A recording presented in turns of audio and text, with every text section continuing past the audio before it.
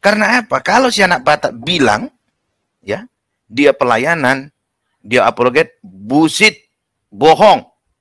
Kau jangan bohong kau sama aku, Rudi Simamora.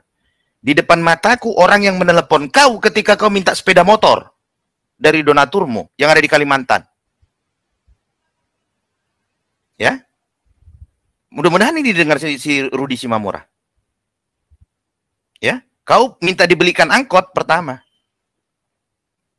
Karena apa kau seperti itu? Karena di channelmu kau berani orang yang benci sama agama Islam puas karena kau dipakai alatnya untuk menghujat. Sampai kau lupa, kau sudah masuk ke ranah hukum. Kau sudah masuk ke tempat di mana kau harus menjalani proses hukum. Tapi kalian, bagi saya itu lebih rendah dari pelacur. Untuk mendapatkan keinginan duniawi kalian, untuk mendapatkan kekayaan, untuk mendapatkan uang. Tidak sungkan-sungkan kalian menghujat, menghina Tuhan orang lain. Ya Hadi, ya Bashir, ya Tabibi, Nabiullah khairul khalqi, khairul khalqi jami'an, lahu a'la manasibi wal marati, salatullahi Bismillahirrahmanirrahim. Assalamualaikum warahmatullahi wabarakatuh. Kamu semua yang dirahmati Allah, semoga Allah senantiasa curahkan segala rahmat, segala nikmat yang berkepanjangan dan tiadakan berujung dari dunia hingga akhirat, insyaallah. Dan Allah pun kumpulkan kita para kaum muslimin di bawah naungan atas Allah beserta para nabi, beserta para orang-orang yang Allah kasihi, Allah sayangi, Allah cinta, insyaallah di bawah naungan atas Allah kelak di mana tiada naungan selain daripada naungannya, insyaallah. Amin amin Allahumma amin. Kaum muslimin, pada kesempatan malam hari ini saya akan mengasih sebuah video di mana video ini mengisahkan tentang bagaimana kesaksian ya Bang Bobson, yang dimana beliau melihat langsung ya ketika seorang donatur ya yang mendanai Rudi Simamora ini untuk menghujat Islam dan meminta mobil kaum muslimin, dan namun di sini diberikannya ia motor gitu ya. Dan donasi ya, yang mendanai Rudi Simamora ini untuk menghujat Islam, menghina Allah dan Rasulnya ini ternyata orang Samarinda gitu ya, orang Kalimantan Timur, orang Samarinda begitu. Oke, demikian kaum muslimin videonya. Saya tadi mendengar apa yang disampaikan Pak Daud ini, malu sendiri ya, malu sendiri. Tadi Pak Daud bilang kan, lain hal kalau presiden yang dihina, bisalah ditangkap begitu ya. Lah, presiden saja dihina, Pak Daud setuju ditangkap. Hanya presiden dihina, Pak Daud nggak setuju ditangkap. Itu yang disebut sama si anak Batak itu Tuhannya Jokowi itu. Tuhannya presiden itu. Presiden saja dihina boleh ditangkap. Lah, Tuhannya presiden dihina mau didiamin. Lebih hebat presiden dong kalau begitu ya. Itu. Nah, kemudian begini Pak Daud. Urusan si anak Batak dengan siapapun itu, Tuhan yang dia sembah atau Tuhan yang orang lain sembah, itu urusan dia dengan Tuhan itu. Tapi urusan dia sebagai warga negara, urusan dia sebagai manusia yang hidup di negara ini, yaitu berurusan dengan hukum dong. Ya. Negara ini negara hukum begitu. Kalau ditanya, kenapa dihukum? Lah, itu udah telat, nanyanya jangan sekarang.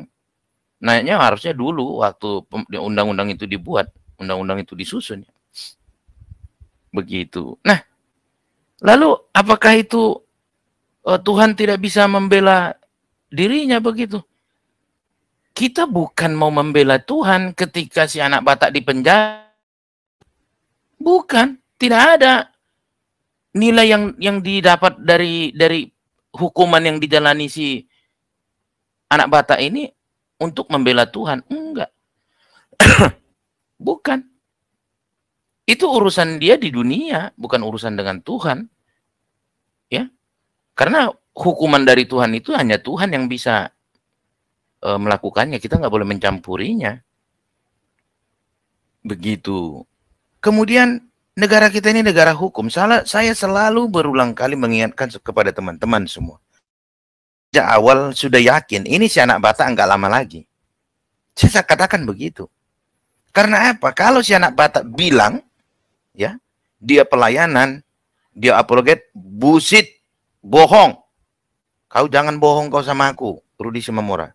Di depan mataku orang yang menelepon kau ketika kau minta sepeda motor dari donaturmu yang ada di Kalimantan. Ya, mudah-mudahan ini didengar si Rudi Simamora. Ya, kau minta dibelikan angkot pertama. Karena apa kau seperti itu? Karena di channelmu kau berani orang yang benci sama agama Islam puas karena kau dipakai alatnya untuk menghujat. Sampai kau lupa kau sudah masuk ke ranah hukum. Kau sudah masuk ke tempat di mana kau harus menjalani proses hukum. Lihat saja. Nanti. Nggak lama lagi. Oh, terus kau nanti ketika dihukum, inilah negara ini, mayoritas, minoritas. Kawan. Kalau kau nggak dikasih sepeda motor, kalau kau nggak dikasih uang, kau nggak akan mau ngomong begitu. Kau nggak akan mau menghujat. Tapi karena kau mendapatkan sesuatu dari hujatanmu, makanya kau mengerjakan itu. Ketika kau mendapatkan sepeda motor itu, ingat kau hukum. Ingat kau penjara. Enggak kan? Jadi jangan jadi manusia munafik lah kalian semua. Ya, lain hal kalian itu betul-betul melakukan itu semua tanpa ada uang dari orang lain, bayaran dari orang lain, donasi dari orang lain. Malulah kalian. Malu. Kalian itu adalah manusia-manusia terendah. Kalian harus menghujat Tuhan biar bisa makan. Ya, kalian harus menghujat, menghina Tuhan orang lain biar kalian bisa makan. Kalau manusia-manusia yang punya martabat, manusia-manusia yang punya harga diri, tidak akan melakukan itu. Pelacur sendiri pun tidak pernah menghujat Tuhan siapa. Siapapun itu manusia tidak. Pelacur itu tidak pernah menghujat Tuhan orang lain. Pencuri tidak pernah menghujat orang lain. Pembunuh tidak pernah menghujat orang lain. Tidak pernah itu. Tapi kalian, bagi saya itu lebih rendah dari pelacur. Untuk mendapatkan keinginan duniawi kalian. Untuk mendapatkan kekayaan. Untuk mendapatkan uang. Tidak sungkan-sungkan kalian menghujat, menghina Tuhan orang lain. Kalian bukan manusia-manusia yang punya martabat, harga diri. Nama Batak di namamu. Malu orang Batak punya seseorang, punya warga seperti kau. Ya. Orang Batak itu paling pantang melakukan perbuatan-perbuatan yang hina. Kau lebih hina dari Hatoban. Hatoban itu kasta terendah di orang Batak. Hatoban saja tidak pernah menghujat. Ya. Tidak pernah. Kalau hari ini kau sudah berani menghujat agama Tuhan yang disembah oleh umat Islam, mungkin kau akan menghujat Tuhan yang disembah Parmalim.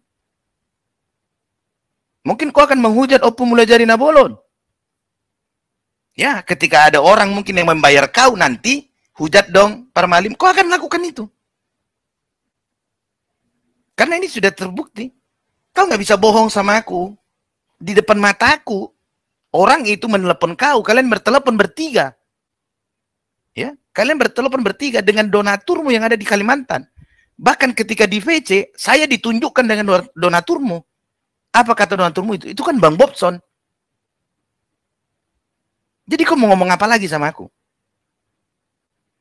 Kau sudah terlanjur, kau pasti masuk penjara. Ya, semoga nanti masa hari-harimu di penjara setimpal dengan apa yang sudah kau dapat dari para donaturmu. Dan ingatkan donaturmu, uang mereka telah mengantarkan kau ke dalam penjara. Uang mereka sudah membuat kau jadi orang jahat. Kau sudah terjebak dengan dunia. Kau bilang kau pelayan Kristen, kau bilang kau orang beriman, kau bilang kau Yesus segala macam. Ya, kau hanya jual nama Yesus untuk memenuhi kebutuhan hidupmu. Kau berbicara Tuhan, kau berbicara Alkitab, kau berbicara kekristenan. Di mana di Alkitab diajarkan kau menghujat Tuhan orang lain? Nggak ada pernah kau diajarkan. Yesus sendiri tidak pernah menghujat Tuhan orang lain. Nggak pernah itu. Coba tunjukkan ayatnya di mana Yesus menghujat Tuhan orang lain. Pada saat Yesus hidup, sudah ada Tuhan orang lain. Orang lain yang punya Tuhan, yang menyembah Tuhan selain yang disembah Tuhan yang disembah sama Yesus. Nggak ada itu. Pontius Pilatus itu bukan menyembah Tuhan yang disembah Yesus. Apa pernah Yesus menghujat Tuhannya Pontius Pilatus? Apa Yesus pernah menghujat, menghina Tuannya Herodes? Nggak pernah itu. Kau itu bukan Kristen, anak bata. Kau bukan Kristen. Kau orang munafik. Kau cemarkan kekristenan hanya ingin memenuhi nafsu duniamu. Mungkin kau merasa dengan begitu cepat dapat uang, cepat dapat ini. Kau merasa kau berbuat baik. Iya. Seorang Kristen itu, semua yang keluar dari memuliakan nama Tuhan. Itulah ciri-ciri, salah satu ciri-ciri orang Kristen. Ketika kau bicara, orang harus bisa memuliakan nama Tuhan. Ketika omonganmu terlontar dari mulutmu, orang harus memuji Tuhan, memuliakan nama Tuhan. Itu yang diajarkan Yesus. Bukan seperti yang kau tonjolkan itu, kau tunjukkan itu. Oh, kalian mau biar dibilang paling cinta Yesus. Baca lagi Alkitab itu. Ya. Bukan orang-orang yang bersuruh-suruh Tuhan, Tuhan kepada aku. Jelas itu ditegaskan. Itu keluar dari mulut Yesus langsung. Dan jangan tinggal di Indonesia. Kalau pola pikir seperti yang disampaikan Pak Daud tadi. Kalau saya ikuti pola pikir Pak Daud, itu kan urusan Tuhan. Oke, besok ada gereja yang ditolak pembangunannya. Ada orang beribadah diusir. Jangan ada yang keberatan. Biarkan Tuhan yang menghukum orang itu. Jangan ada yang protes. Biarkan Tuhan yang memberikan hukuman. Karena apa? Gereja itu rumah Tuhan. Masa kita harus ribut? Kan yang punya Tuhan. Ya biar aja. Tuhan kan maha segalanya. Tuhan kan malah maha segini. Apa ya? Maha pencipta, maha segalanya. Apa bisa begitu? Bisa begitu? Nggak bisa. Kita ini orang-orang yang diberikan akal dan pikiran. Kita ini orang-orang yang punya iman. Ya. Kalau berbicara kenapa harus keberatan? Tuhan itu kan maha segalanya. Kawan, jangan munafik. Ya. Saudara kita sendiri diejek orang, kita emosi. Itu Sambo, karena istrinya mengaku dia dilecehkan, Joshua dibunuh. Istri saja digitukan, hilang nyawa orang lain. Apalagi Tuhanmu yang menyelamatkanmu, yang membawamu ke surga. Istrimu nggak bisa bawamu ke surga. Anakmu nggak bisa membawamu ke surga. Tetanggamu, saudaramu nggak bisa. Tapi ketika mereka disakiti, mereka diejek, dihina, dilecehkan, kau pasti emosi.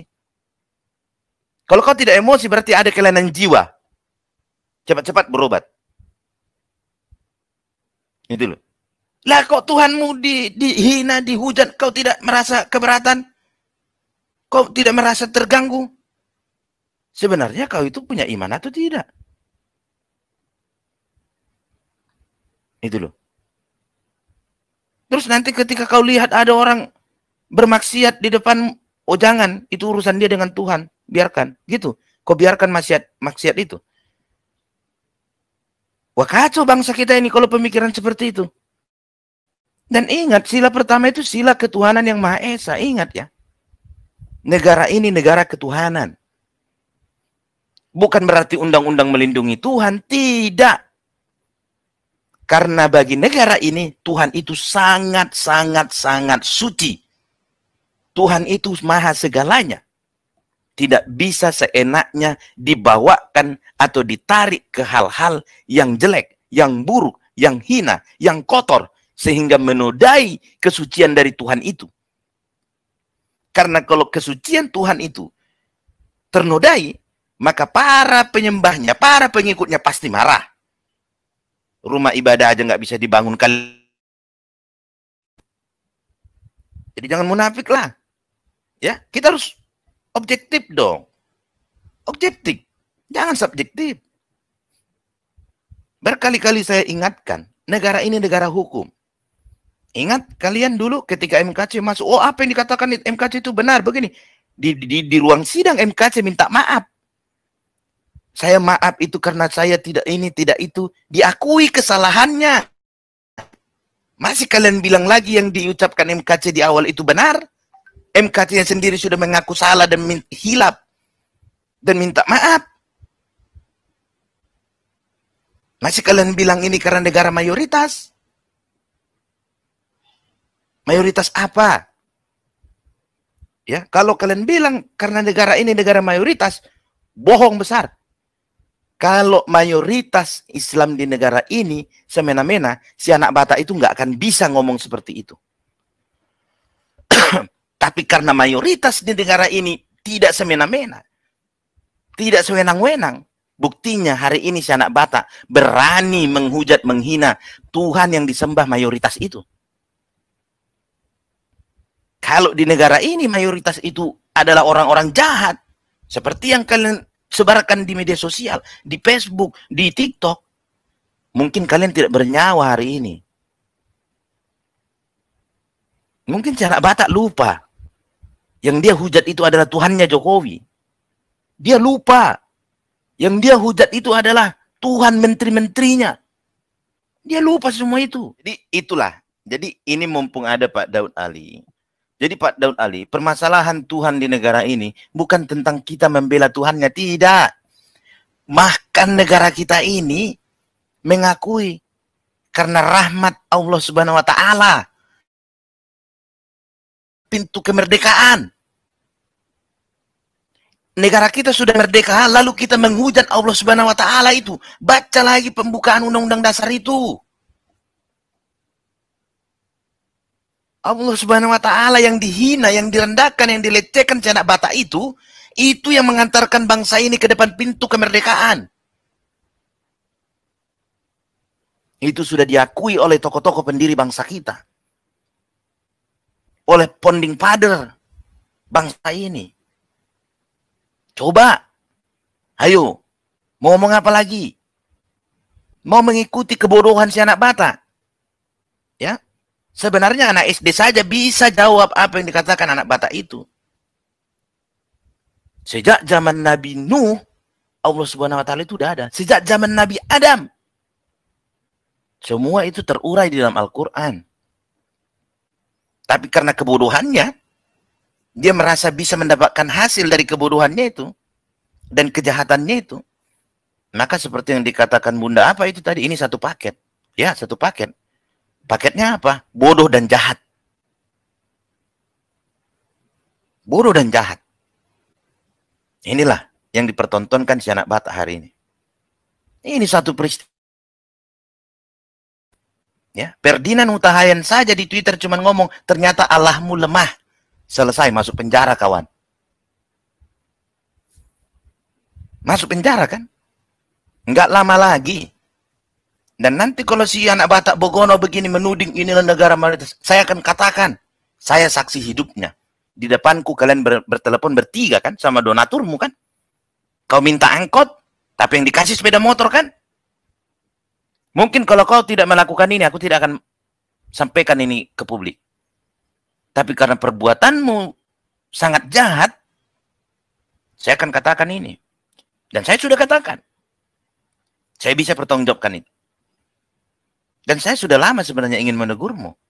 Tapi karena saya selalu mendengar masukan-masukan dari sang debater, saya coba, ya oke lah. Tapi pada akhirnya kau sampai di mana kau membawa dirimu ke dalam penjara. Selesailah kau kawan. Ya, selesai. Dan kalau ada yang bilang Ko Julius ini penghasut, Ko Julius ini provokator. Apa bedanya dengan channel-channel Kristen yang lain?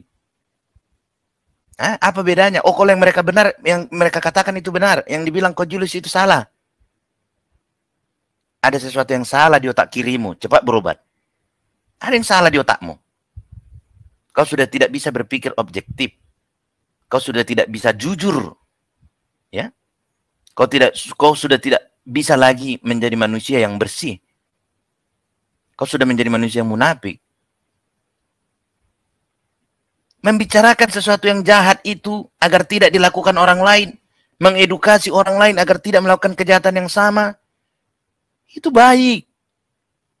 Itu yang kami lakukan di channel ini. Bukan memprovokasi. Kalau kami memprovokasi, bukan melalui channel ini kami memprovokasi.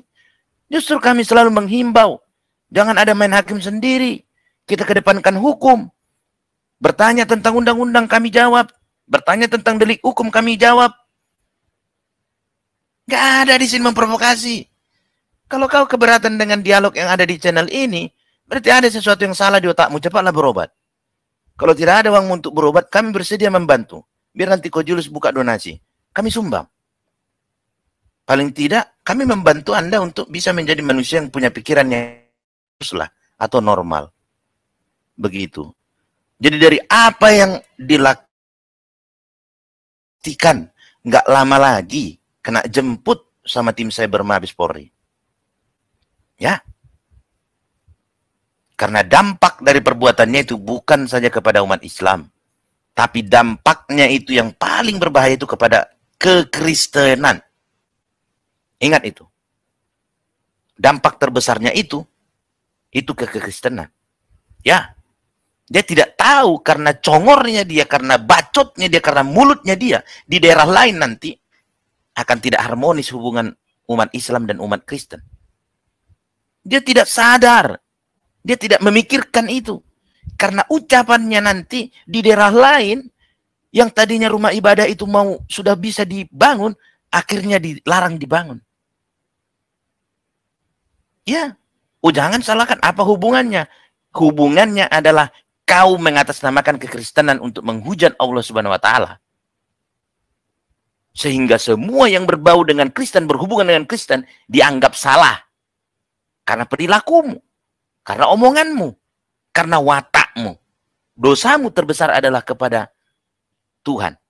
Kan tadi kaum muslimin ya, yang dimana kesaksian Bang Bobson ya, yang dimana beliau ini adalah seorang pengacara ya, beliau ini juga orang Kristen ya, namun begitu gigih ya membela Islam karena memang apa yang dilakukan Rudi Simamora ini yaitu salah ya, offset jauh, mengaku seorang pendebat, mengaku seorang debater, namun menghujat. Nah itu tidak di bullshit, omong kosong ya.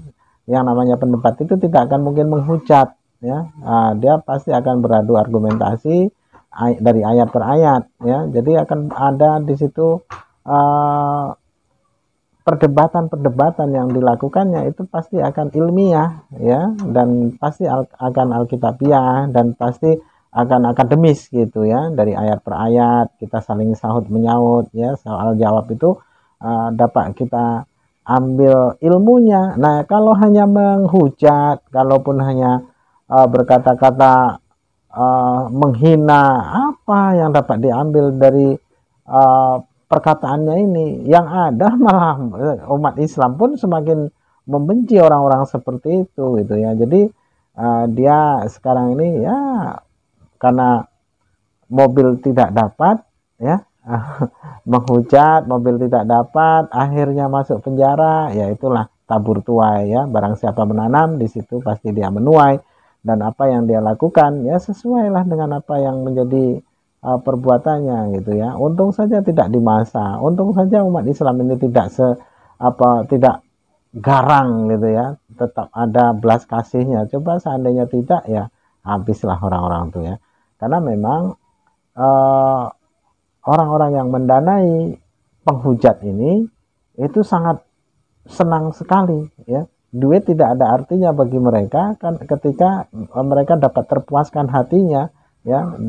Bemper-bemper ini, pion-pion ini dapat menghina Islam seperti Ibnu Kalam ya.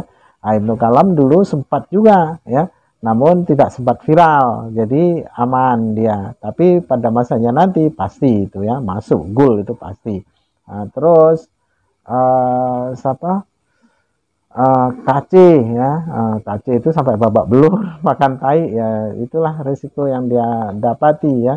Bahkan ya sekarang ini ditinggalkan oleh orang-orang Kristen itu sendiri, bahkan ya tidak senang di dalam itu ya, malah ya kurus kering ya, paling nanti keluar dari penjara tidak lama juga mati, paling juga nanti sebelum keluar dari penjara pun boleh jadi dia mati, karena memang apa yang dia dapat di penjara itu tidak ada enak-enaknya kan itu.